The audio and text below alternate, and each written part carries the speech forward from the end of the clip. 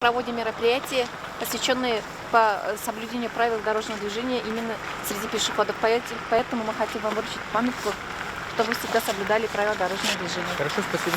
Наезды на пешеходов – одна из частых причин дорожно-транспортных происшествий. К сожалению, дети часто становятся участниками таких ДТП и получают различные травмы. Только за этот год было совершено 6 наездов на пешеходов. 3 погибли, 3 получили телесные повреждения. Для предупреждения и профилактики дорожно-транспортных происшествий инспектор по пропаганде Гульнара Алтапова совместно с учениками гимназии номер 1 провела профилактический рейд. Юным инспекторам предстояло раздать памятки для пешеходов, где были прописаны правила поведения как для пешеходов, так и для водителей. Сотрудники госавтоинспекции совместно с сотрудниками отдела образования ежедневно проводят занятия с учащимися и воспитанниками детских садов, а также профилактические мероприятия с взрослыми участниками дорожного движения.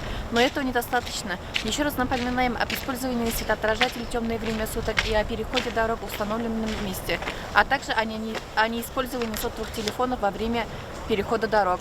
В связи с ухудшением погодных условий видимость снижается 2 раза.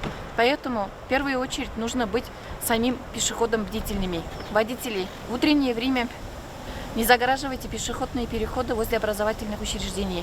Берегите себя и своих близких. Соблюдайте правила дорожного движения. А мы, в свою очередь, напоминаем, в правилах дорожного движения определены строгие требования ко всем участникам дорожного движения. Выполнение их призвано обеспечить безопасность на дорогах.